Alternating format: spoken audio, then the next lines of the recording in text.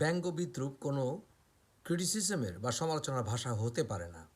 যারা ভদ্র, যারা সুশিক্ষিত, যারা কনস্ট্রাকটিভ সমালোচনা করতে পারে, তারা এই ব্যঙ্গকে তারা কোনো ভাষা হিসেবে নেবে না সমালোচনার। ইউরোপে সবসময় এই কালচারটি চলে এসছে। সেই শত শত বছর আগে দান্তে অ্যালিগেরি, সেও ডিভাইন কমেডি লিখে হজরত মুহাম্মদ সাল্লাল্লাহু আলাইহি সাল্লামের মিরাজ নিয়ে ব্যঙ্গ করেছিল। কিন্তু সেই সময় ইসলামিক গোল্ডেন এইজে মুসলিমরা বিভিন্ন ভালোবাসার কথা বলেছে। এর সমসাময়িকই অনেকটা জালালউদ্দিন রুমি, ওমর খৈয়াম, ওনারা বিভিন্ন প্রেমের কথা বলেছেন, ভালোবাসার কথা বলেছেন, ইউনিভার্সাল ব্রাদারহুডের কথা বলেছেন। এছাড়াও বিভিন্ন যৌক্তিক আলোচনায় অংশগ্রহণ করতেন মুসলিমরা। তারা বিভিন্ন বাহাসে অংশগ্রহণ করতেন, বিতর্কে অংশগ্রহণ করতেন। ইবন হাজম আন্দালুসিয়ায় উনি বিভিন্ন সময় বিভিন্ন বিতর্কের অবতারণা করতেন, আলোচনা করতেন, ডিবেট করতেন। মুসলিম যারা জুরিস্ট ছিলেন বা যারা তার্কিক ছিলেন, যারা রেশনাল থিঙ্কার ছিলেন, তারা ইউরোপে দর্শনের বিপ্লব ঘটিয়েছিলেন। পুরো বিশ্বে তখন বিপ্লব ঘটেছিল দার্শনিক চিন্তাভাবনা। ইবন তোফায়েল তার হায়া ইবন ইয়াকজান লিখেছিলেন। এছাড়াও ইমাম গাজ্জালি এরও আগে উনি যুগান্তকারী সব লেখা লিখেছিলেন পৃথিবীর মানুষের জন্য। বর্তমানে মুসলিমরা উল্টো দিকে যাচ্ছে। বর্তমানে বিজ্ঞান, বিভিন্ন রকমের সাহিত্য সাধনা, দর্শন, এগুলো যেন হারাম হয়ে গেছে। কারণ তারা আসলে যুক্তি দিয়ে আর ভাবতে জানে না। তারা যুক্তি দিয়ে ইসলামিক চিন্তাভাবনাকে সামনে এগিয়ে নিতে পারে না। তাই ইউরোপের সৃষ্টি, ব্রিটিশদের সৃষ্টি, এই বর্তমান মাদ্রাসা শিক্ষা ব্যবস্থা মানুষে মানুষে বিভাজন সৃষ্টি করেছে। কোরআন 9 নম্বর সূরা 34 নম্বর আয়াতে এই সকল যাজক শ্রেণী সম্পর্কে সাবধান করেছেন আল্লাহ। অপরদিকে ব্রিটিশরা, ইউরোপিয়ান রেনেসাঁর সময় তারা বিভিন্ন এই সকল যাজক শ্রেণীদের বিরুদ্ধে রুখে দাঁড়িয়েছিল। যে ইউরোপে আমরা জানি যে ব্রুনোর মতো বিজ্ঞানীকে আগুনে জ্বালিয়ে হত্যা করা হয়েছে। আমরা জানি যে যেই ইউরোপে বিভিন্ন সময় পাদ্রীরা মানুষকে নানানভাবে নিপীড়ন করেছে, গ্যালিলের মতো বিজ্ঞানীকে গৃহরুদ্ধ করেছে, সেই ইউরোপ এগিয়ে গেছে মুসলমান সাহিত্যিকদের, মুসলমান দার্শনিকদের সহায়তায়। জন লকের শিক্ষক ছিলেন এই হায়া ইবন ইয়াকজানের লেখক ইবন তোফায়েলের দ্বারা অনুপ্রাণিত। জন লক ছাড়াও বিভিন্ন দার্শনিকরা অনুপ্রাণিত হয়েছিলেন মুসলিম আন্দালুসিয়ান দার্শনিকদের দ্বারা। কিন্তু বর্তমানে কোথায় যাচ্ছে মুসলিম বিশ্ব? ইউরোপ জানতো, ব্রিটিশরা জানতো, তাই তারা যখন যাজক পুরোহিত শ্রেণী থেকে বের হয়ে এসছে, ইসলামে নেই এমন যাজক শ্রেণী, সেই যাজক শ্রেণীর বীজ বপন করে গেছে ব্রিটিশরাই। ব্রিটিশ ইম্পেরিয়ালিস্টের শক্তি এই আলিয়া মাদ্রাসা প্রতিষ্ঠা করেছে এবং বিংশ শতাব্দীর শুরু পর্যন্ত আলিয়া মাদ্রাসার প্রিন্সিপাল ছিল ব্রিটিশরা। জানতেন কি? সেই মাদ্রাসা শিক্ষা ব্যবস্থা ট্র্যাডিশনাল ইসলামিক মক্তব শিক্ষা ব্যবস্থা থেকে অনেক দূরে। ইসলামের ইতিহাসে, ইসলামিক গোল্ডেন এজে মক্তব শিক্ষা ব্যবস্থায় ইসলামিক থিঙ্কাররা এতটাই লিবারাল ছিল, আজকে অনেক ক্ষেত্রে পশ্চিমারা তাদেরকে মনে করে তারা নাস্তিক ছিল। কিন্তু আসলে তারা নাস্তিক ছিল না। তাদের উদারতাকে, তাদের ইসলামিক থিঙ্কিংকে বর্তমান বিশ্বের ওয়েস্টার্ন চিন্তা ভাবনার সাহিত্যিকরাও পর্যন্ত, গবেষকরা পর্যন্ত হজমই করতে পারে না। এত উদার ছিল তাদের চিন্তাভাবনা। কোথায়? আল বিরুনি, আল শামস, ওদেরকে তো হত্যা করেনি। আল আরাবি, ওদেরকে তো মুসলমানরা সেই সময় হত্যা করেনি। আজকে কেন এই ব্যাপারটা ঘটছে? কোরআনে কোথাও নেই, পুরো কোরআনে কোথাও নেই যে রসুল্লাহ সাল্লাল্লাহু আলাইহি সাল্লাম, হযরত সাল্লাল্লাহু আলাইহি সাল্লাম বা কোনো নবীকে ব্যঙ্গ বিদ্রূপ করলে তাদেরকে হত্যা করতে হবে। বরঞ্চ বলা হয়েছে তাদেরকে শ্রেষ্ঠ ভাষায় আহ্বান করো সত্য পথে। আর তারা যদি তা না মানে, লাকুম দিনুকুম ওয়ালিয়া দিন, লা ইকরাহা ফিদ্দিন। মুসলমানরা কেন শ্রেষ্ঠ হতে হবে? এর জন্যই হতে হবে যে সত্য প্রতিষ্ঠা করতে হবে। সত্য কীভাবে প্রতিষ্ঠা করবেন? গলা কেটে? হযরত মুহাম্মদ সাল্লাল্লাহু আলাইহি ওয়াসাল্লাম তার জীবনে একটি কি যুদ্ধ করেছিলেন যেখানে মানুষকে উনি নিয়ন্ত্রণ করেছেন আল্লাহর নামে, যেখানে যুদ্ধ নিজের হাতে অস্ত্র তুলে ধরেছেন? এমন একটি আয়াত পুরো কোরআনে খুঁজে পাবেন না যেখানে আল্লাহ রাব্বুল আলামিন হযরত মুহাম্মদ সাল্লাল্লাহু আলাইহি ওয়াসাল্লামকে বলছেন তুমি অস্ত্র হাতে তুলে নাও, তুমি যুদ্ধ করো, তুমি গলা কাটো। কোথায়?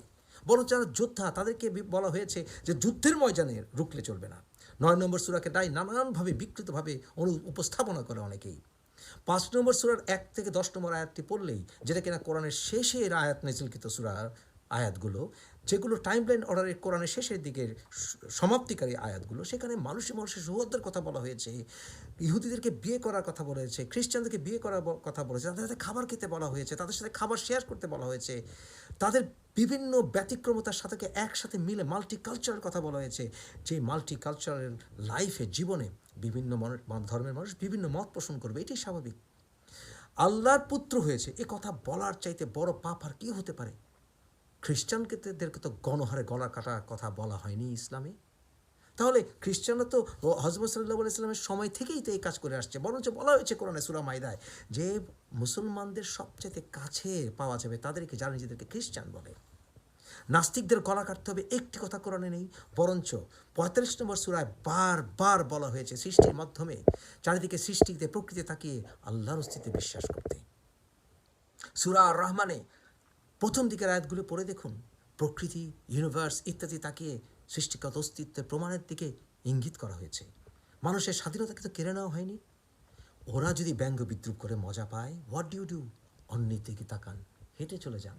আপনার মাথার ভিতরে কি কোনো গোবর আছে না শয়তান আছে যে আপনাকে বারবার মাথা ঘুরিয়ে বলে, দেখ তোকে না দেখালো ওরা কি বলছে? হযরত মুহাম্মদ সাল্লাল্লাহু আলাইহি ওয়াসাল্লামের কোনো ছবিই তো ছিল না, কোনো চিত্রাঙ্কন কেউ করেনি।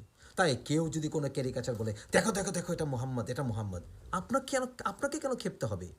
আপনাকে তো বললেই হয় হযরত মুহাম্মদ সাল্লাল্লাহু আলাইহি ওয়াসাল্লামের তো কোনো ছবিই ছিল না, কোনো চিত্রাঙ্কন ছিল না।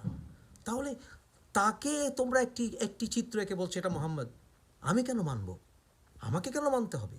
আসলে আপনি মনে মনে ভাবেন, আপনি মনে মনে মনে করেন ওই ব্যঙ্গাত্মক চিত্র আসলেই হযরত মুহাম্মদ সাল্লাল্লাহু আলাইহি ওয়াসাল্লাম। আর যদি তা নাই ভাবেন তাহলে হেসে উড়িয়ে দেন না কেন? হযরত মুহাম্মদ সাল্লাল্লাহু আলাইহি ওয়াসাল্লাম তো কোনো ছবিই ছিল না। তাহলে তুমি একটা মানুষকে পাগড়ি পরিয়ে আমাকে বোঝাচ্ছ সে মুহাম্মদ, সে তাকে নিয়ে ব্যঙ্গ করছো। আই ডোন্ট কেয়ার, বিকজ আমার প্রফেট মুহাম্মদ সাল্লাল্লাহু আলাইহি ওয়াসাল্লামের ছবি তুমি কোথায় পেলে? হযরত ঈসা আলাইহিস সালামকে কি আমরা কম ভালোবাসি? নবীতে কোনো ডিফারেন্ট করতে হয় না, এটা কোরআনের শিক্ষা। তাহলে হযরত মুহাম্মদ সাল্লাল্লাহু আলাইহি সাল্লাম ছাড়াও ঈসা আলাইহিস সালামকে তারা মূর্তি বানাচ্ছে, অর্ধলঙ্গ করে ক্রসে ঝোলাচ্ছে। কোথায়?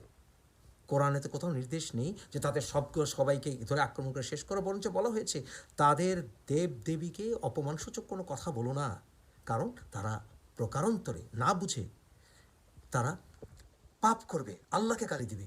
তাই তারা অজান্তে যেন কোনো গালি অন্যায় পাপ না করে, অজান্তে যেন তাতে পাপ বৃদ্ধি না করে, সেই ইনস্ট্রাকশন আল্লাহ রাব্বুল আলামিন কোরআনে দিয়েছেন। আর আজকে মুসলমানরা কোথায় গেছে? বাংলাদেশে গার্মেন্টস ইন্ডাস্ট্রির কি হবে?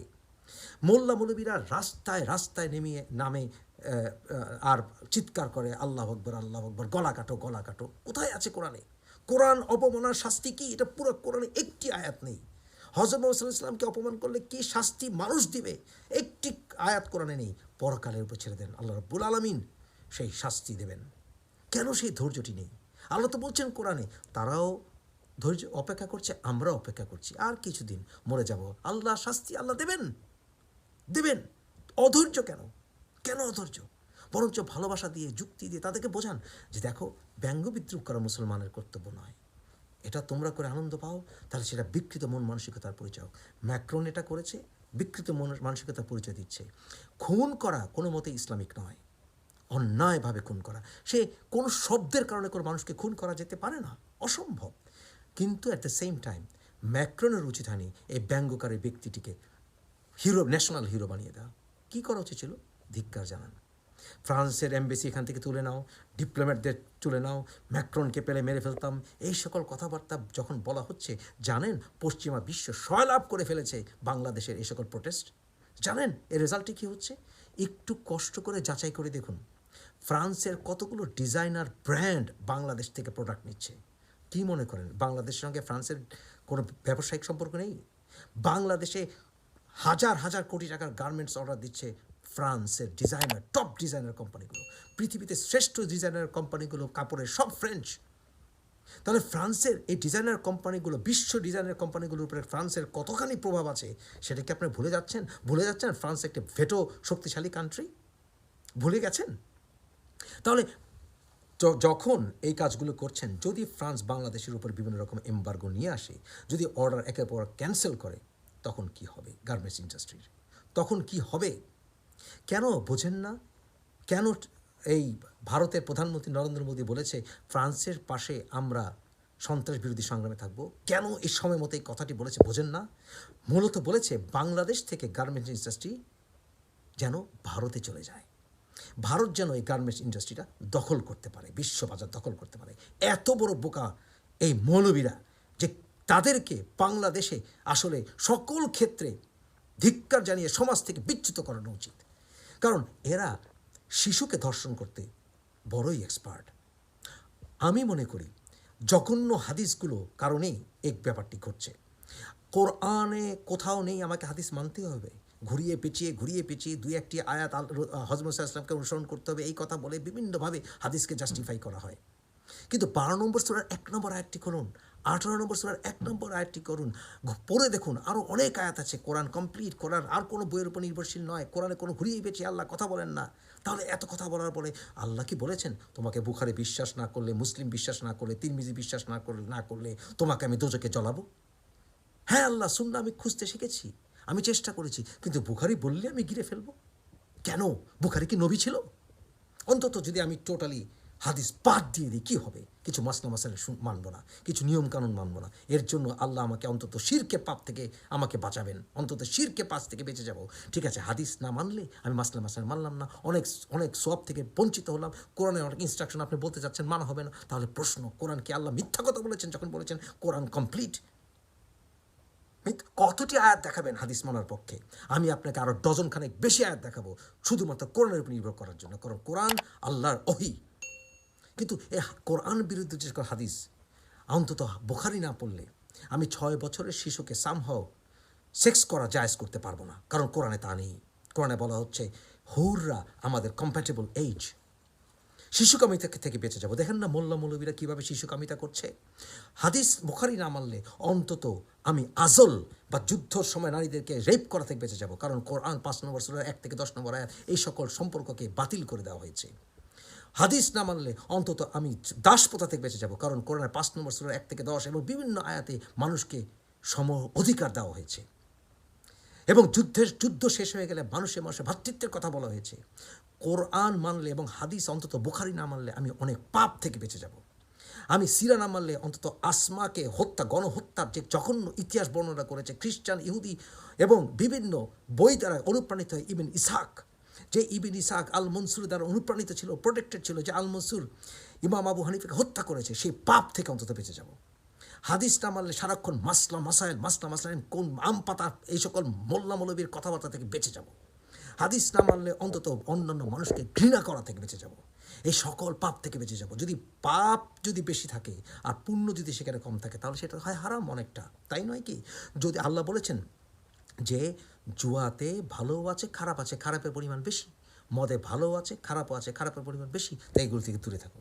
তাহলে হাদিসে কি? হাদিসের আয়াতগুলো দেখে পড়েন দেখেন তো দেখি, হাদিসগুলো এক একটা নিয়ে পড়েন দেখো, নিজের বিবেককে খাটান তো দেখি, প্রি কনসিভড আইডিয়া নিয়ে ঘোরা বন্ধ করুন তো দেখি তো যে হাদিসে ভালো বেশি না খারাপ বেশি। তাহলে এত হাদিস কেন করেন? হাদিস কেন করেন?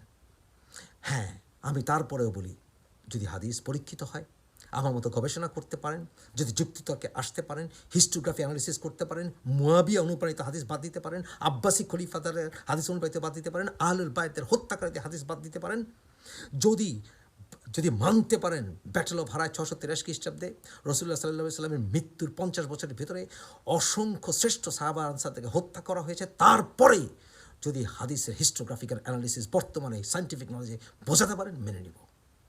আজকে থেকে শত বছর আগে জন্মেছিলেন বলেই ওরা আমাদের চাইতে জ্ঞানী ছিলেন, কে বলেছে আপনাকে? আমরা আরও সফিস্টিকেটেড ওয়েতে চিন্তা করতে পারি। বুখারীর চাপাবাজি দিন শেষ। 6 লক্ষ হাদিস গোনার সময় কখন ছিল ওনার? কখন উনি প্রতিটি হাদিস পড়ার আগে উনি অজু করতেন? এই সকল চাপাবাজি। 6 লক্ষ হাদিস, প্রতি সেকেন্ডে উনি একটি হাদিস লিখেছেন জীবনে। নামাজ পড়েছেন কখন? রোজা রেখেছে কখন? ওজিফা করেছেন কখন? কোথায় ওনার সেই অ্যানালিটিক্যাল বেসিস? 3 বছরে উনি বুখারী লিখে শেষ করেছেন। 33 বছর বয়সে আমাকে তা গিলতে হবে? বুখারী গং কেন? ইমরান এর মতো সাহাবার উদ্ধৃতি দিয়ে কথা বলেন, ইবন শিহাবের কথা বলেন, যারা কিনা ইমরান ছিল একজন স্কিজোফ্রেনিক পেশেন্ট। ইবন শিহাবের ইতিহাস জানেন? কিছুই জানেন না। অতএব বৃহত্তর পাপ থেকে তো বেঁচে যাব। সুতরাং 1% হাদিস গিলতে রাজি আছি, কিন্তু এর অর্থ এই নয় যে তার বিনিময়ে মানুষকে হত্যা করা জায়েজ করব।